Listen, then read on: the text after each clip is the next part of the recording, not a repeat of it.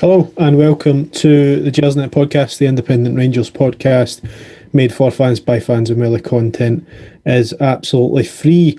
Welcome to another flagship show this Sunday night. There's a familiar sight at Ibrox today. Another victory over Celtic, another clean sheet. But this time it was the Scottish Cup. We beat our old foes, swatted them aside 2-0. An impressive performance. It was an overhead kick from Stephen Davis and a John Joe Kenny own goal, which saw us through on another straightforward day at Ibrox. Tougher tests ahead, though, and we play the only other team to win a major trophy this season in the next round in St Johnstone, who will also face on Wednesday night in the build-up to that game. So loads to go through tonight. Joining me to chew over today's action, and we'll also look at a few of the other talking points for the weeks ahead. Alec Anderson and Glasgow Times reporter Chris Jack join me tonight. Alec, how's it going? Not bad, mate. Not bad. Feeling pretty historic. Yep. Yeah, you'll be pleased. And obviously with the good weather this weekend, I know you would have been out yesterday setting fires and vandalising things and getting a chase for the police. Yes, and that's continuing this evening as well. Just interrupting that for a wee hour to come on here, do my bit for the Gersnet boys, and then I'll be back on it as soon as this is finished. Yeah, you're a good man, Chris. You were one of the select few that actually attended the game in person today. Who was it? It was good. Much like the other Old Firm games this season, a really strange and surreal experience. No matter how many games I go to behind closed doors, there's just something really strange about an Old Firm game when there's nobody there. You kind of get used to it when it's your Motherwells and your Hibs and your Achilles and stuff, and you're kind of accustomed to the whole routine now. Old Firm games should just feel different and feel special and have that kind of buzz about them. Be able to drive into Albion at 1:30 and walk up to the front door at 2 and not see MD. And then again, and there's no build-up, there's just no buzz. The players come out and there's no crowd there. It's a really strange experience. Hopefully, we've only got one more to go before we can get the fans back in for next season, try and do these games properly again. I suppose, you've still got the same amount of trolls in your Twitter mentions, regardless of fans there or not, no? It's been fairly quiet today, actually. It's actually been fairly quiet all season. I don't know what the difference between this season and the last 10 years have been written off, but there's something about this one that's kept it fairly quiet. Fair enough. We want to get straight into the action tonight, Alec. I suppose we'll just chew quickly over the actual result and the significance of it, I suppose. But, it's another... I don't know how you felt, but going into the game, I felt for an Old Firm game, especially one that there'd been a full week of a so-called build-up. It seemed very quiet, I thought there was, in the usual platforms, it wasn't quite as magnified as it normally is, and a wee bit subdued. And I think as well with the change of the kick-off time and all that kind of stuff, maybe played a part in that. But I mean, it's another big game, another big victory for us, and again, it looked like we were comfortable. Yeah, it was absolutely massive. The game and the result, the build-up, as you say, felt a bit muted. I know a lot of that's to do with Prince Philip's passing. Is keeping the kind of headlines all connected with that, as opposed to we're not spending the usual amount of time we would in the build-up. But I think, as Chris was alluding to, I think a lot of it was also to do with the fact that Rangers are heavy favourites, and I think a lot of people that are normally quite noisy about these kind of games have been keeping quite quiet. It's absolutely momentous today, David. I can't really put it into words. I think the fact that there's no crowd there, as Chris is saying, at the games, doesn't really help with it when it comes to digesting it. It all looks a bit muted at the end, but we can't ignore the significance of what's happened here. We're going to go into whether we win the Scottish Cup or not, but that is, although it's very closely related to what happens today, that is a separate subject. This today was all about stopping Celtic and being us that do it. I think if you even like last season, I think when Copenhagen beat Celtic in the Europa League the night after we'd won in Braga, not many people realised that was the first time that Rangers, not the first time any Scottish club had gone further in a competition than any competition in Celtic since 2016. And this year, obviously, the title, well, that speaks for itself. That was just wrapped up in record quick time. But even then, you could possibly say, if Celtic could still have won the league, despite the results between us in the Old Firm games. If they'd won every other game, they could still have claimed the title. we're not going to talk too much about the League Cup, the fact that we went further in the League Cup than Celtic this season because of how that ended. It's nothing to be too proud of. But it's today just kind of confirms we are now putting Celtic out of competitions directly. We did this ourselves today. We put Celtic out of the Scottish Cup. We've taken their 10 off them. We've stopped their potential 5 in the Scottish Cup. And it underscores what we achieved with the league title. I think from our own personal point of view, just looking at it from a Rangers point of view, you could say there's a slight worry that we might down tools, and understandably so, after the momentousness of 55. That was a drain on all of us as supporters. So it's obviously a drain on the club and the players psychologically. Particularly after us going out of Europe, that seemed like a bit of a reaction to that, was part of the reason we lost to Slavia. But I think we're also hearing a lot of stuff coming from Parkhead, their caretaker managers, kind of hinting that they think this is the league title was almost a blip in Celtic's domination. And what would have happened today? Had Celtic won today, it would give them a chance to link up to what they did in December, because they only won last season's Scottish Cup in December.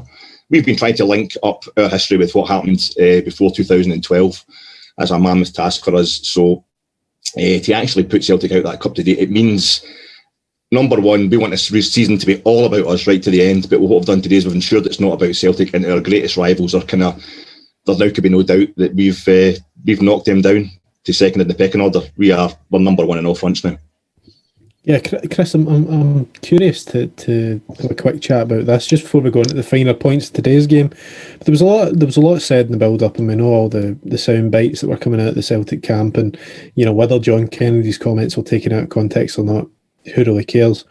But the thing that I couldn't get my head around was this idea that in these Old Firm games this season, that they've been better than us in the last game, in the game before, and that proves somehow that they're a better team. I would counter that argument by saying, out with the first game where we completely controlled it, I don't think Rangers in either of those last 2 games at Parkhead and at Ibrox at Christmas, we were anywhere near a level that we've been in some of the best performances this season. So in both games, especially that one at Ibrox in January, we were nowhere near sort of top form. And I think maybe today you saw us a bit closer to where we can play. And Celtic, I don't think they were any worse or any better today than they were in the previous 2 games. Other than Celtic taking confidence from the last 2 in terms of them thinking they play slightly better, I would have thought they were taking that as a bit of a negative, because they knew then that Rangers weren't at their best and Celtic still couldn't beat them. They had 2 cracks at a Rangers team that were nowhere near the level that we've all seen them be at various points over the season, and they still couldn't get over the line against Rangers. I think that switch from Gerrard's first 2 seasons, I think the Ryan Jack game, Parkhead game, there's a feeling that if Rangers were going to beat Celtic in those first couple of seasons, Rangers really had to be at it. You needed 8, 9, 10 players to be 7, 8, 9 out of 10. Everybody had to be on it. Things had to go your way. Rangers are now getting results in these games, being nowhere near the team that we all know they can be. So as much as Celtic might think, well, no, we played well in the last one and we controlled that spell and we had chances at Ibrox, and no, your goalkeeper made all these saves. Well, the goalkeeper's in there to make saves. That's not justification of you being the better team. Rangers, throughout the course of the season, have proven that they're the better team. Showed again this afternoon they're the better team. And I just don't get where Celtic are taking the confidence from. It's been a wretched, horrible campaign for them. They've got what they deserved out of it, and Rangers, if they can go on and win the Scottish Cup, will get what they've deserved out of it. Yeah, I mean, we'll come on to the sort of next rounds and things like that, Alec, but in terms of that, the start of the game, the way Rangers started the game and that first goal, you look at fantastic play by Ryan Kent, first of all. Plays out to Morelos gets it into Aribo, and then it all happens so quickly, and then the next thing you know, Stephen Davis is popping up at the back post with an overhead kick. I thought it was offside initially, just because the reaction of the players. I think some of them thought it was, but quite clearly onside. And I mean, what a start to the game. Yeah, absolutely fantastic. I think the key moment for everybody, the finishing strike itself by Stevie D, which I thought was a kind of, so I know you don't like that, David, sorry, Stephen Davis, you don't like I go into nickname mode as if I'm a teammate, as I'm deluding myself. It was more of a wee. I think it's being a man of diminutive stature. He can hook the ball over his shoulder. I think it was being talked about as if it was a kind of Pele bicycle kick, but no less brilliant for it. But the key moment, obviously, is Ryan Kent when he leaves Scott Brown. And I don't know. There's a famous quote. Chris probably knows this, being a proper journalist. I can't remember the source, but it's to do with when Hungary, in the match of the century, when they hammered England at Wembley in the 50s, they beat them 6-3 at Wembley. Puskas does a drag back, which leaves an England defender, I think it might even be Alf Ramsey, but looking like, and then the quote is, a fire engine rushing off to the wrong fire. And that's exactly what Brown looked like today. And I think about the only other time in my lifetime that Rangers have played Celtic in the Scottish Cup at Ibrox was when Bruni did his infamous goading of El Hadj Diouf. And I thought for his last game in the Scottish Cup, that was quite a beautiful thing for Ryan Kent to do. But even it's the build-up. The only two times I thought Celtic might have something going in general today was a couple of times that McGregor and Turnbull linked up, and they link up for McGregor to go. For Callum McGregor to go piling through on us at the start of that. But Conor Golson, he does overrun it slightly, but Conor Golson doesn't just intercept. He like we were doing all day, he plays the ball. He's just totally composed.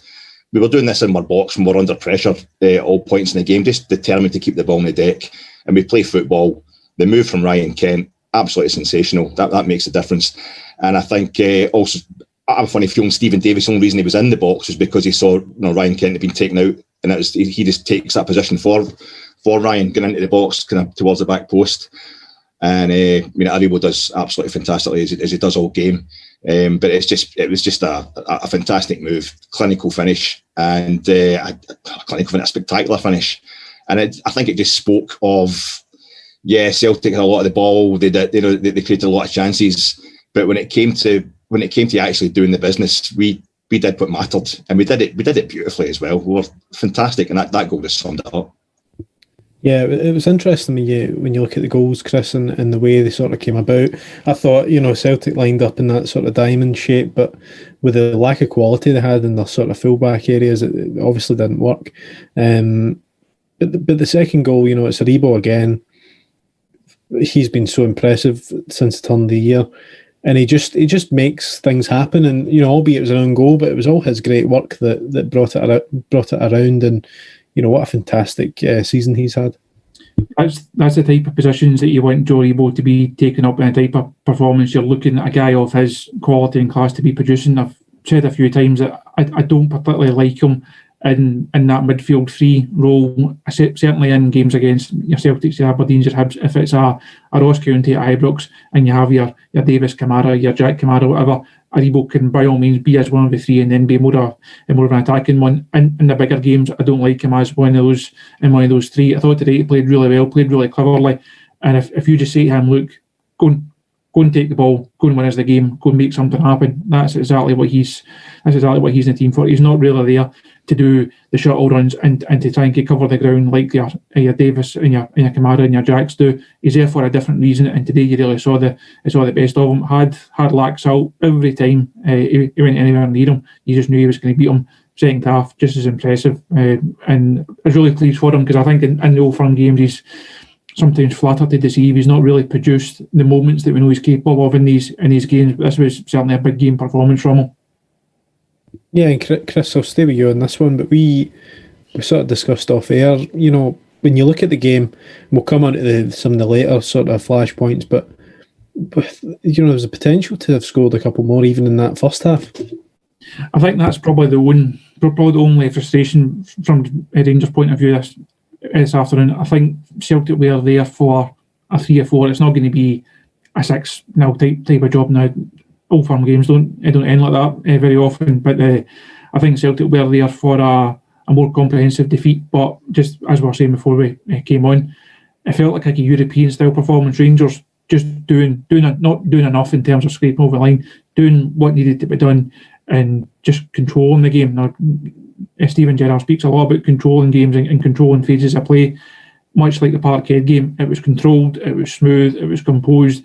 Rangers, they were never rushed. They're not a team that relies on individual moments. They're not a team that relies on the spur of the crowd to get them going. They go out, they know their plan, they're well drilled, they're well coached, and you can just see how they can go about their business. And there was no need for Rangers to go and try and win 3-4-0, 5-0 today. No, go in, get your first goal within the 10 minutes, get a second goal for half time, job's done. Yeah, and Alec, you know, you go into the second half and Celtic have that chance with Turnbull. You know, good save by McGregor. It was going to be the first of, you know, a couple of good saves they had in the second half. But, you know, again, you know, Chris alluded to that wee bit there. I felt like we could maybe have done a bit more in the final third. I felt it was a couple of good bits of play. But I mean, you know, McGregor shows himself to just be quite an astounding goalkeeper at the age he is. And the penalty save, you know, we discussed it when they got it, and I'll maybe get your view on whether it was a penalty or not. Colin and I had a bit of a discussion about it earlier. He didn't think it was, but I could sort of see why Madden gave it. I think when you saw the replays, you could see why he gave it as a penalty from that angle. But, you know, when Edward stepped up, he sort of had, I think with McGregor, you know, unlike many goalkeepers, you sort of have a feeling that he's going to save it. You think there's a good chance. Whereas, you know, Foderingham, who I didn't mind as a goalie, but you never really felt with him that he was an imposing figure, that goalkeepers were going to second guess themselves running up. But McGregor, you get the feeling that he's sort of in their heads already. And that was just one of a couple of fantastic saves that he made in the game, and showed himself to be just an invaluable asset. Yeah, and it's as Chris was saying at the beginning, we're talking about some of the reactions we're getting to our form this season from across the way. It's as if suddenly a goalkeeper saving things is, you know, that's something that's lucky. You know, it's part of the team. That's every bit as vital as scoring other goals. I don't think I've ever screamed at a screen so much in my life. Finish it, Rangers, just finish it. You know, I was wanting that third goal that I knew would. Because it wasn't just about finishing that game today, it was about finishing, you know, Celtic's domination officially of Scottish football. But when Alan McGregor, when they got that penalty, which, yeah, technically it is a penalty, but very, very soft. And if that's a penalty, then we should have had one straight afterwards for Aribo being brought down in the box in the same manner, kind of clutching onto his arm. But as soon as Edward stepped up to take it, I was thinking this could be how we finish it. And in that way, that way of like it's a historic moment. We're trying to end a period of domination. It actually reminded me of Chris Wood's in 1989. We won at Parkhead for the first time in 9 years, and we were 2-0 up. First, same thing. We were 2-0 up at half time. We had played Celtic off the park. Could have scored a few more. And Andy Walker scored the first minute of the second half, and it was backs to the wall. And it got to the last minute, and we're thinking, yeah, we're still not going to, you know, they get the penalty. And Chris Woods, who Al McGregor is now even better than, he saved it, and that was it. That was the moment. Instead of getting the goal, we kind of kicked them in the ribs. I thought it was a great moment. As I was saying off air beforehand, it wasn't just that he saved the penalty. Alan actually looked like he changed. He was kind of watching it mid kick. He didn't just guess, he didn't just gamble. He kind of thought, you're going to go that way, and then just threw himself down onto the ball. A bit like, he'd already had a taste of that with the El Yunusi chance, where he took it maybe a touch he shouldn't have. And Grieg's just, you know, for an older man, he goes down really fast when he just kind of leaps at the guy's feet and gets the ball away. And when he had a, you know, fairly quiet first half, he didn't have as much to do in the first half, to come out and do that from the opening seconds. I mean, as you say, that shot they had, Turnbull had straight away was, we've dominated the first half. Celtic come out, credit to them. Brown wins a 50-50. And they've got a cracking shot on goal. And we're ready for it. We're just ready for everything they threw at us. And we ate it up, and we kind of spat it out. Yeah, I always look back, Chris, to the game that sticks in my mind from those years, sort of when we get promoted back to the top flight and we were finding our way. It was the game at Ibrox when we lost 3-2 and Edward scored, and it was Murray in charge, and you just felt that day, you know, are we ever going to beat them in the league again? Is it ever going to happen? Because that was our best opportunity. Morella's missing from a yard out, and so much of that was all psychology, I think, and it was the players not giving that extra yard because they felt that they were beating their own heads. Now, you look at it now, and we're playing, you know, Celtic at Ibrox, where a manager who's just won the league, a manager who's been there for his third season, up against a caretaker coach, basically, at Celtic, then they, we were deservedly 2-0 up. Second half, they come into the game a wee bit. McGregor pulls off a couple of good saves, and then penalty, and it must, the psychology is quite remarkable considering there's only 3 years of difference, and look at the difference between sort of where we were and where we are now. And do you think that's reversed? Do you think that sort of that them, are they now the ones that are thinking how do we beat this team? Certainly no fear factor in these games for Rangers anymore. Now, during that spell that you mentioned, they're going into these games hoping to win, but knowing the best they could do is going to be a good damage limitation job. He knew that Celtic were far better than us. He knew that they had a better manager, better players. They're all trying to crest their wave. Now with the silverware that they were going for, that's just not the case anymore. Rangers have nothing to fear in these games. That's not to say they're going to win every single one. Celtic could easily have won today. They could come to Ibrox in a couple of weeks and they could win that one. But Rangers don't need to fear going into these games anymore. They know they're not going to be on the end of a 4-0, 5-0 like they have been in the past. That's just not going to happen. If they're going to lose these games, it's going to be lost by the odd goal. It's going to be lost by Celtic just playing better than us on the day. It's not going to be because they're being outfought and outclassed. And that's probably the biggest change that Steven Gerrard has made. It's obviously a quality thing in terms of the actual guys on the park. It's a mentality aspect as well. The whole mentality, the whole psyche of the team and of the club, and perhaps even of the support, has really changed since those days. And the work that the manager's done in that regard has just been incredible. Yeah. Alec, Chris was obviously at the game, so he didn't have the pleasure of seeing the coverage, especially after the game. But to give Premier Sports their dues, out with my stream going down with 10 minutes to go, which was a good time. So I missed the last 10 minutes, couldn't get back on. Apart from that, I thought actually the production of it and the pundits and the mixture and the commentators, I actually thought it was pretty good. What were your thoughts on that? But also, Gordon Strachan's meltdown after the game was just TV gold, really, wasn't it? I was kind of concerned for him, to be honest, and I don't mean that in that kind of horrible meme way where people start, is everybody at home safe? You try to call the guy crazy or whatever. I know we don't like Strachan, because that's our job as Rangers fans, and he had a great time as Celtic manager. But I felt as if Strachan, for me, was the kind of equivalent of Alec McLeish as an old firm manager, if you like. He never patronised the fans by playing up to any kind of I'm Celtic through and through, just the same as McLeish. McLeish talked about it kind of off camera, his dad being a Rangers man, what have you, but he never used that to try and get himself in there with the support the same way as perhaps like Martin O'Neill did. And he was very contrary as a character, but it seemed to be as an interviewee, but it seemed to be about controlling the media, which, if you're in one of the old firm jobs or the Scotland job, as he latterly was, is understandable, because you're kind of on a hiding to nothing a lot of times with the tabloids. So you've got to, a lot of times he did things to take pressure off his players, quite obviously. He would say something particularly controversial, deliberately controversial, which was just maybe to take the heat off a bad result or any of his players getting it. But today I felt, maybe it was Gordon, maybe it was, in fact, his son, Gavin Strachan's, is involved at Celtic. Maybe he was taking it a bit personally.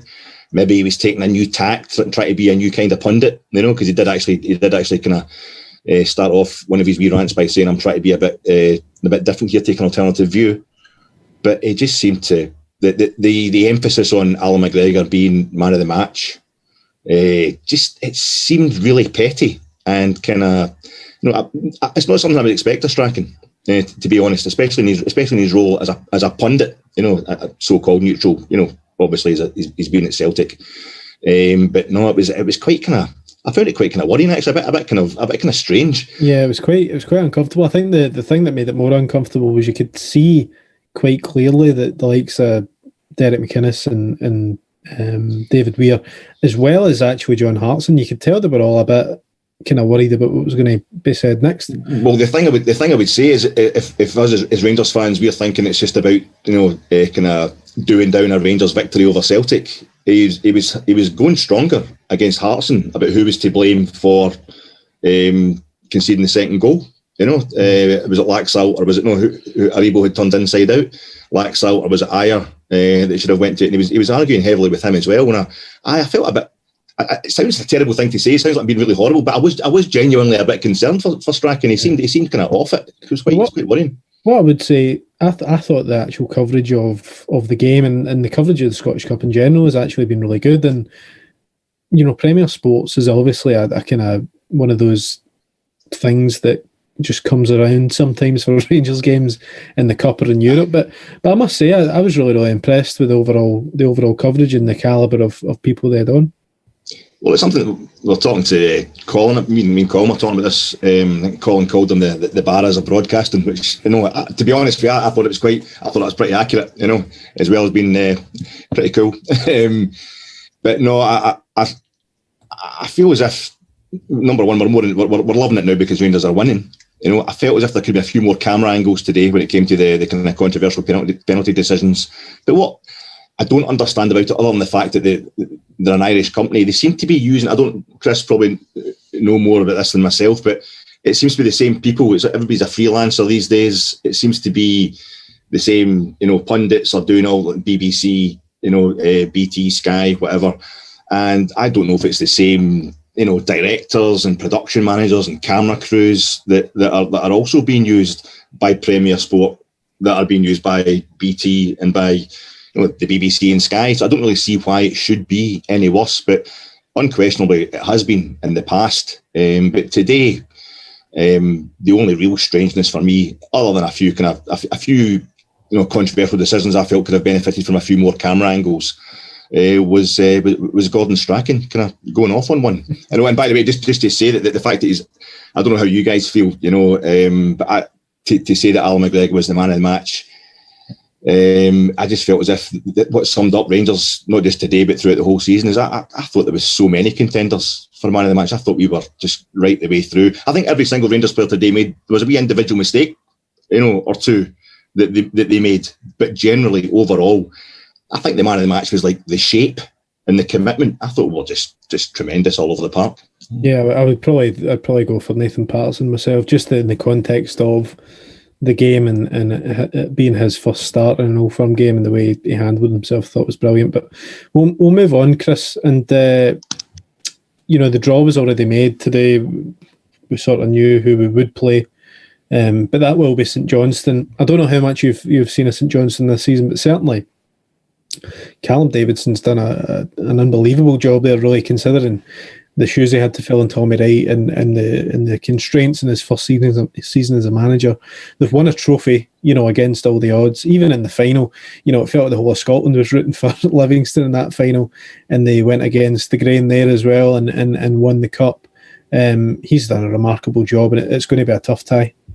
It's going to be a really tough week for Rangers. Obviously, the game on Wednesday night doesn't quite matter as much. Obviously, it's still an important one that the manager and the players will obviously want to win. But the cup game, whether it's next Saturday or Sunday, the cup game is the one that they want to win. The fact it's at Ibrox makes things slightly easier. We consider how impressive the home form has been this season. But St Johnstone have caused us some problems over the course of the season, but that doesn't mean to say that it's not two games that they should be going in and looking to win, and certainly win well. I think the team selections on Wednesday will be interesting, because obviously the game at the weekend is the bigger one for St Johnstone as well.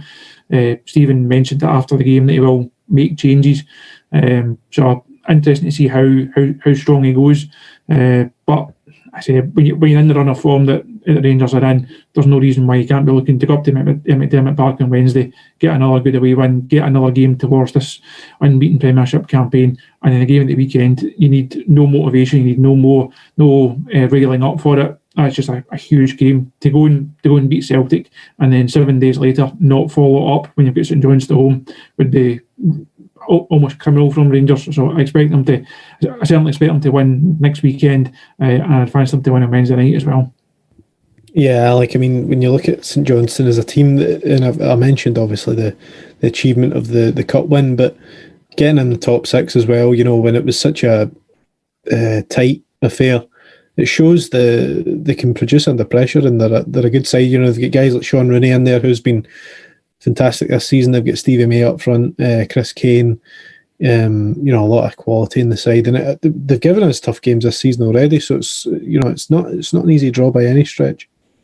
No, and I think them sealing the top six, kind of dramatic last day cup final style after having won the cup final, the League Cup final, the way they did, gives them the feeling of being kind of on a roll. This is, as we're saying, this is actually a club that's won a domestic cup much more recently than us. In fact, they won both domestic cups much more recently than Rangers. We're trying to make them the first team that we beat 4 times this season on Wednesday, and I'm quite glad about that. I'm quite glad that there can be that it is St Johnstone we're playing on Wednesday. We're not going away to Livingston or something on Wednesday, while they're somewhere else, and so they can't. There's no real advantage for either team in this kind of 2-game scenario. There's no kind of chess matches going on. We'll match each other and who we're resting or whatever. But I think there's the only worry is there's a bit of kind of after the Lord Mayor's show about you've beaten Celtic, massive game. But as I was saying earlier, and as Chris was talking about the lack of crowd there, I don't think that's a problem. Number one, it's a week later when we play them in the cup. It's just a week later. It's not like when we beat Celtic, when we were the last team to beat Celtic in the Scottish Cup. We then had a month to wait before we played Hibs in the final. And a few weeks of doing nothing. It's the following week, and I didn't see today any kind of over the top emotion from the Rangers players. Because I think that's the thing with us against Celtic these days. It's not just another game, but it's a game we've got so in the bag that it doesn't drain us, psychologically or physically to beat them. And I think we've timed it just perfect. We've got to the stage where Celtic have only scored 1 goal against us in the last 4 Old Firm games. Joe Aribo, who we're not too comfortable with, a lot of Rangers fans aren't too comfortable with, and Chris is quite right. We don't like him playing that role. Actually, in midfield, we want him stepping up a bit as he was today. He's assists for the last 3 Rangers goals against Celtic at Ibrox. It's everything's coming together. Scott Arfield come in today. I thought he was absolutely bloody magic. I thought he covered every blade of grass. He was. If you watch the game back, you'll see even when Edward has his kind of strange back heel, back of the shin shot over the bar. Scott Arfield's running in there and throwing himself, all over the place on the line, and just to make sure, and his backup, him knowing when to go and when to stay, is exactly what Joe Aribo doesn't do when he's in that role.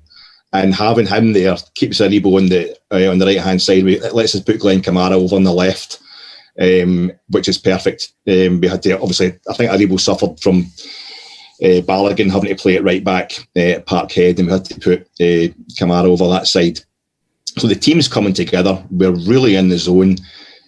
Nothing's draining us too much, and yet we seem totally focused. So it's I've got to agree, as Chris is saying, that there are no excuses. We should be winning this game. But all respect to St Johnstone, I just hope that making the top 6 was their second trophy of the season, and they're not going to stop us getting in the way of our second trophy. They're not going to get in the way of us getting our second trophy of the season.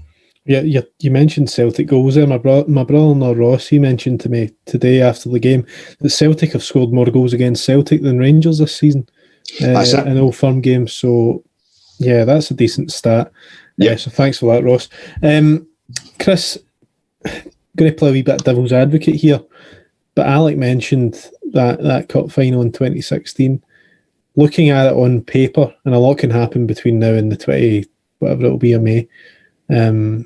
But if all goes as you would expect, it could be a replay of that 2016 cup final, which would be quite the occasion, even without fans. Is this you try to line up?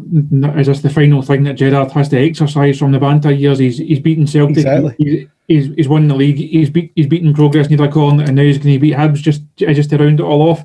I can see the reasoning behind it. You would have to fancy Hibs to get through their tie. I think the other 2 ties, Killie, St Mirren, Aberdeen, and United, fairly tight and fairly tricky ones to call. You would fancy Hibs to get through against Motherwell. Obviously, fancy Rangers to get through against St Johnstone. So the draw then takes all. Again, as I said earlier, Rangers have to be going and winning this tournament, no matter who stands between them and them in the trophy over the next 3 games. They need to be going and win it. So I don't think I think they've certainly respect every, no matter who they got in the next round if they have to get through, and no matter who they got in the final if they have to get through to that on May 22nd.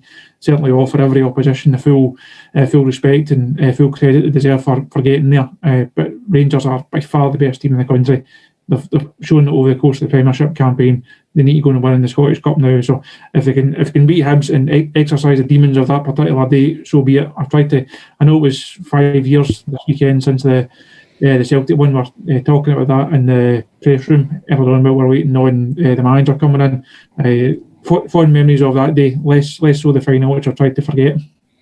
Yeah, the final was one of my worst days as a Rangers fan, and that might sound dramatic, but it genuinely was one of the most gutting days ever. But we won't dwell on that too much. Alec, how good would it be? I mean, this has been quite an interesting point of late. But they're talking about the Euros and getting fans into Hampden for the Euros, and how that would then make getting fans into Hampden for the final impossible because of the sort of logistics of UEFA taking over Hampden. Now, I don't want to tempt fate, but just looking at the Scottish Cup final in general for whichever team makes it there, now Celtic are out, would it not make sense to look at potential alternatives for hosting the final if it meant we could get fans in, or should it take place at Hampden no matter what? No, I'm quite happy for it to take place at Hampden.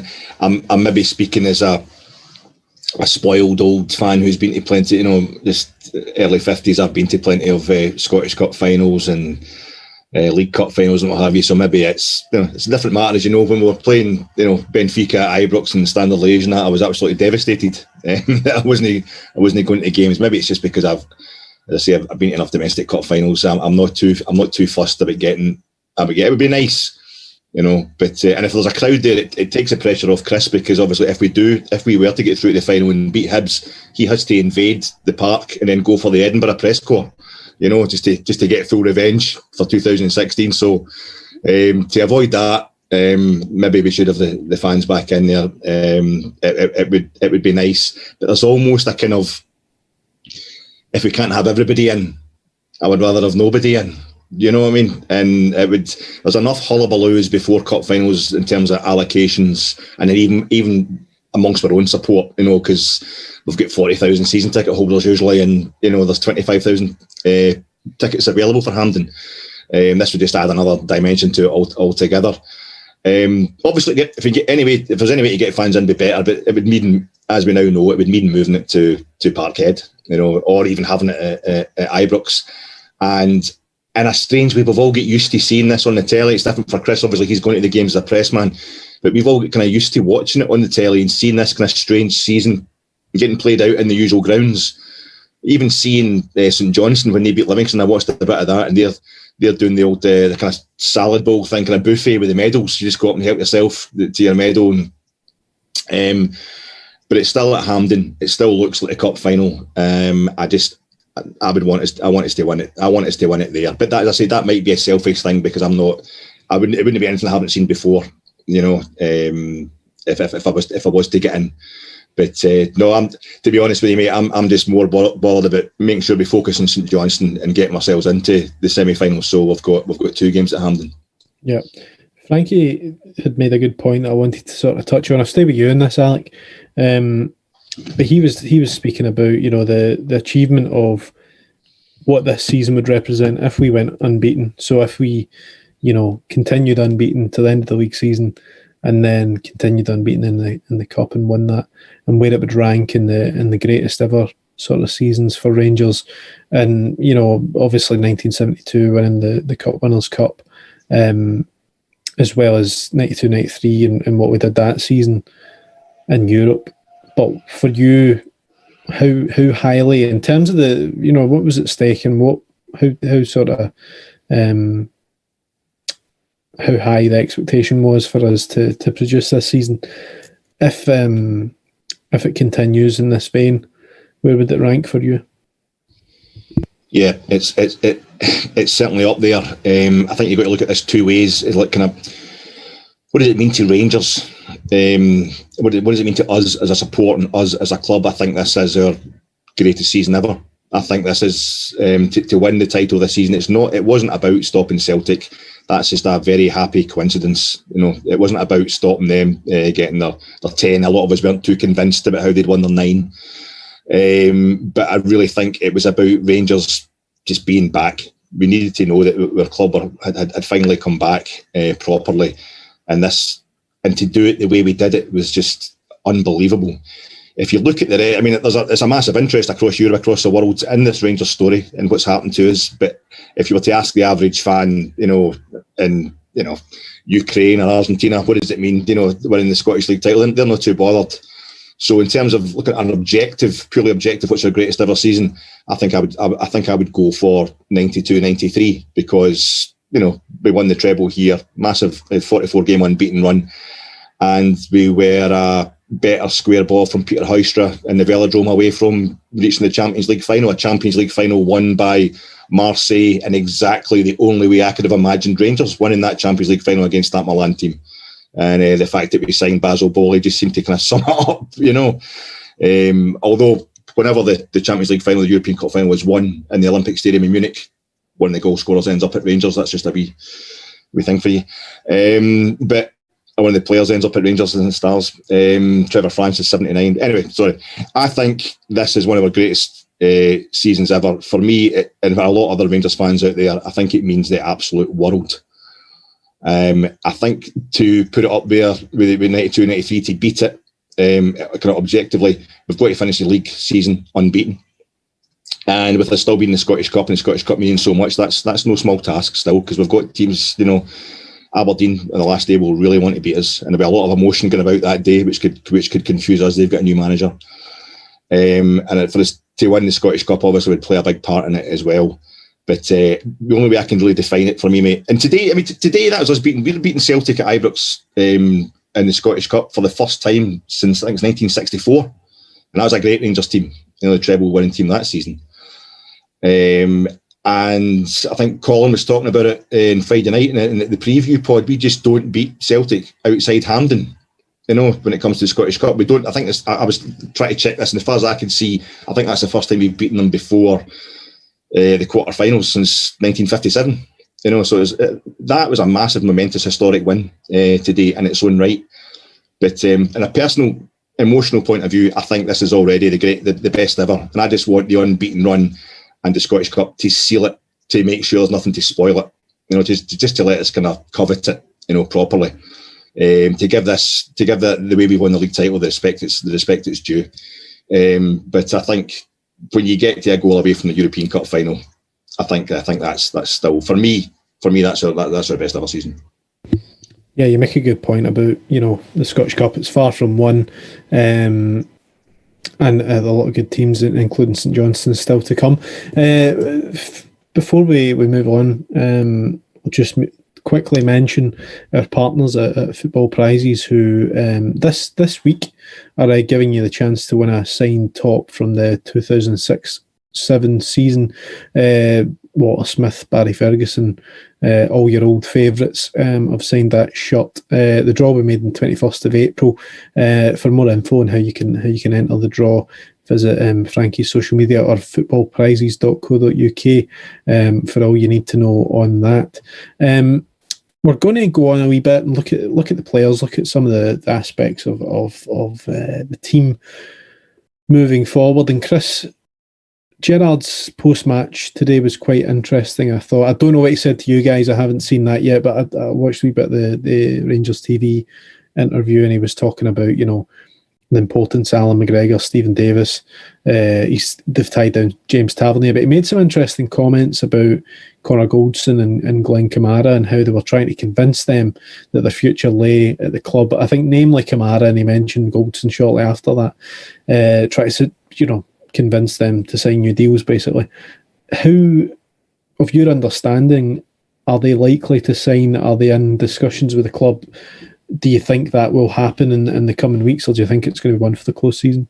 I think Rangers would like it to happen sooner rather than later, not something they want to tick on for too long. I think Goldson will probably sign. I think Kamara will probably be sold. I think he's I think he's the one you're looking at to move on this summer. And it would be a shame to consider how much this team has grown and developed for it to then to start to be broken up after just one season. I don't think that's a situation Rangers will find themselves in. I don't think you'll see like 4, 5, 6, 7 of them being sold to bring in 50 million or whatever it's going to be. I don't think that's how they'll go about it. But this model of buy low, sell high, it's all about when you go and sell your prize assets to then reinvest that money back into the team. I think if Glenn Kamara has a good European Championships, which I fully expect him to do, considering how good a player he is and the level that he's playing at, that's then your time to sell. I think if Borna Barisic has a good European Championships again, which I fully expect him to do, you're looking at Croatia potentially getting to the latter stages of that competition. That's then your time to sell him.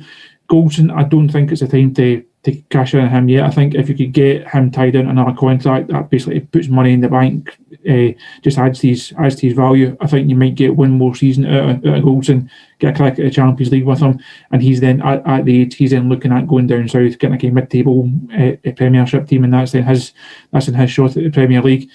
But at the end of the day, money talks, and there's going to be interest in Ryan Kent, there's going to be interest in Alfredo again.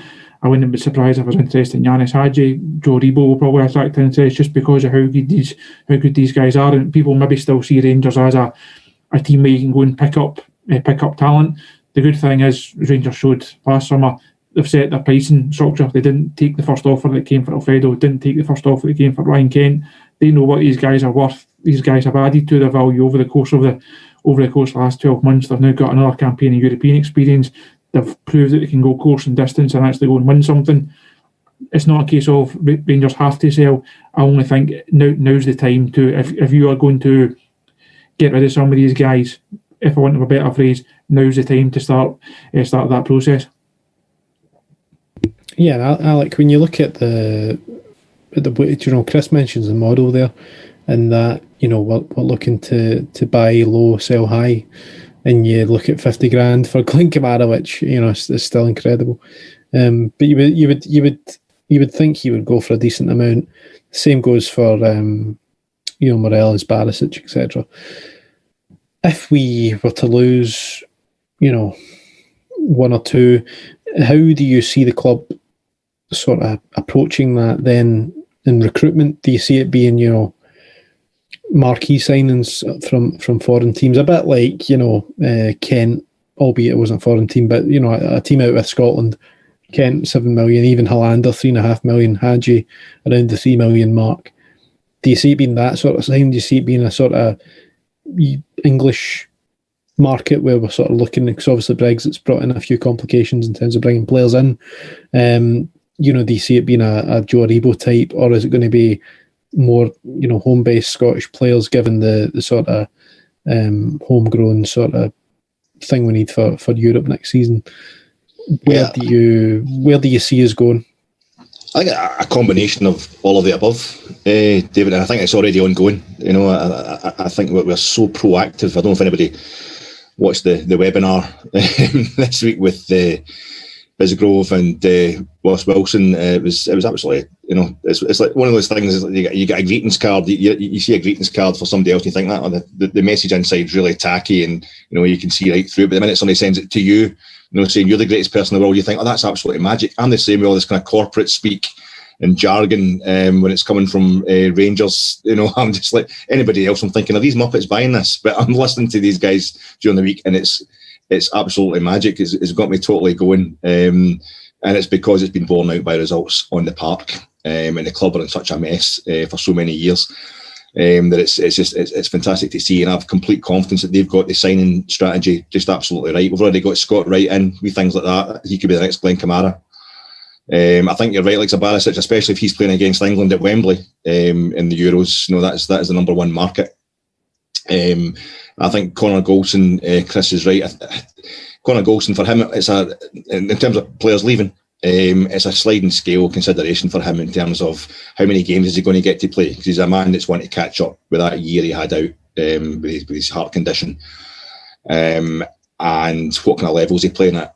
And I think the great thing Rangers have got just now is the Champions League. We've got that offer for players And in terms of the transfer deadline, it may be, you might get somebody, even maybe an outside bet like Alfie, who we all think is away. But, it's one of those things you can say to him, look, hang on till we get through the qualifying rounds, and maybe, if that works, just hang about permanently. I don't know.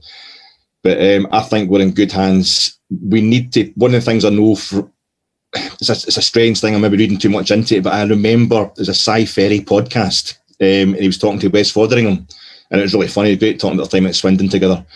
But Fotheringham was talking about when he spoke to Gerrard, not straight away, and Stevie G said to him, yeah, you're a decent goalie, I want to have you around as a reserve, but I'll not be keeping you because I don't like you as a person. And it's very telling, because Wes Fotheringham is a lovely guy. Wes Fotheringham was a great guy and a great pro, totally inoffensive, and you're just thinking, it's because he doesn't trust his attitude. And you see that today from the Rangers players. That's the thing that Gerrard's brought. It's about just full-on commitment, guys who are crazed about playing every week and winning and giving their all. So I think we'll need a marquee signing. We'll need maybe somebody who's closer to the 1 million mark, and then we'll have a few other players who have been sourced impeccably. And the one thing they want to know about is their attitude. Who would have known about Glenn Kamara? Who would have known Glenn Kamara was that good? I certainly didn't, and I'm quite happy with the team we have in place behind the scenes that are going about picking these guys, and right up to the manager who knows the kind of personality he wants as well. So I think we'll do a bit of all, David. We'll get a big money signing, kind of middle money signing, and maybe a few more kind of fringe players, and one of them will probably excel the same way as Glenn Kamara has, and I expect Scott Wright to. So no, there will be movement, but I'm quite happy. Yeah, I'll come to you both on this next question. It will finish off our discussion about the players. But Chris, do you think straight up should Nathan Patterson go to the Euros with Scotland? Yes, that's a fairly easy answer, that one. I think Gerrard said after today, show me a better Scottish right back that's in better form than Nathan Patterson, and there just isn't. I know Steve Clarke's a big fan of Stephen O'Donnell, but Nathan Patterson is going to be a star for club and country for many years to come. And it's now that Scotland have this chance to get to a major finals and to have the experience of it, it would be a dereliction of duty not to have the likes of Nathan Patterson, and I'll throw Billy Gilmore into that as well. If you want the country to progress, these guys need tournament experience. I know that Scotland aren't going to qualify tournament after tournament and go and qualify for the next 5 or 6, but you need guys to play at the highest level possible, to have as much experience as possible, and the brightest young talents likes of Gilmore, likes of Patterson, likes of David Turnbull, likes of Ryan Gold, these guys have to be in around the squad, around the considerations for that. I don't think there's a better Scottish right back than Nathan Patterson at present. I know he's coming up to probably facing a ban over his COVID issues that might hurt him a wee bit. But the form that he's shown in the last few weeks, if he can then come back in for the last couple of games this season, pick up where he left off, there's no reason why he can't be in that squad this summer. Alec, what are your thoughts? 100% agree. I watch a bit of Scotland, and we don't have anything like that at right back. And I didn't know, in all fairness, what we had in Nathan Patterson until he was forced to play for us in rather difficult circumstances for him personally and for us as a club. He's been absolutely sensational. You watch him today, where he has that run in the first half where he does the Tavernier slalom, where he's scooping in and outside players. Should have perhaps put it to the back post for Alfie, but he was perfectly entitled to have a go, and he had our full confidence in having a go. I thought it was Tavernier light that we had with Nathan Patterson, but I think he's if he keeps going like this, he's threatening James Tavernier for a starting spot. He's absolutely sensational, and he absolutely deserves to play international football. Yeah, I mean, I think he's good going forward as he is at the back. Oh, sorry, I should have said that the other way, but he's as good at the back as he is going forward. Even I make mistakes, Alec. See? Every Rangers player made a wee mistake today. I said that earlier on, so me and Stevie D were saying that earlier. Davey's all right. Just before we finish up, Alec, I'll stay with you on this, but just a quick chat. I mean, it's the biggest story in football today, apart from Rangers beating Celtic. But this European Super League thing, now, it's quite, fitting that when we get back into the Champions League, something like this raises its head. It's gone bankrupt. But what did you make of it? And let's just be frank. If there was something like this and we were invited to it, let's play more devil's advocate. That's been the theme of the show tonight. So, what do you make of it, and would you support it if Rangers joined it? If Rangers win it, it's the greatest idea of all time, and we are champions of the world by it. But no, I mean, I think as we were saying off air beforehand, we're all super hypocritical about this. We just want to know what the format is that proves who the best team in Europe is, and we want to be involved in that. But right now, it feels like a massive insult to everybody. I think it looks like another angling for power by the kind of this group of European clubs who, I mean, how as I told you earlier when we mentioned the Olympic Stadium in Munich, I could start rambling on and on about European club finals. It's a kind of passion of mine. But it's been kind of ever changing. The format's been ever changing, but it's the one thing it's always heading towards is a deeper monopoly all the time. We're seeing the same. We're starting to see more and more. Even if you're just you take a passing interest in European finals, you'll notice that you're seeing the same teams. Atletico Madrid. There's been 2 Madrid derbies in the space of 3 years in the Champions League final. Liverpool and Milan are playing each other in the final in the space of 2 years, 2005, 2007. It's getting more and more kind of concentrated down to the same few clubs, and they want more and more of it. I'm against the whole idea of a breakaway. I don't care about UEFA. Them talking about its self-interest is just the biggest joke of it. That is sheer hypocrisy. It's actually hilarious. One of the most kind of money-oriented organisations of all time. But I'm a traditionalist. I want them to stay. I want the competitions to stay the way they are just now. I've got a third European competition coming in next season, a conference. I don't know, is that going to take on the mantle of the Cup Winners' Cup? Does that count as a third European competition again? I'm having enough trouble with that. But I don't really want this the Super League. I think it's super enough as it is. But as you've said, we just want to know where's the power at, where's the glory at, and let Rangers on about it. Yeah, Chris, just before we finish up, the interesting aspect about this, I mean, and it is devil's advocate, it's wishful thinking that, Rangers and Celtic, for instance, would get invited to something like this. But if something like this was successful, the upshot of that would be the likelihood of a bunch of other things like this popping up. And one that's always been mentioned with Scotland in mind and other countries is this sort of, North Atlantic League with, Scandinavian teams, Belgian teams, all that kind of thing. Do you think that would be...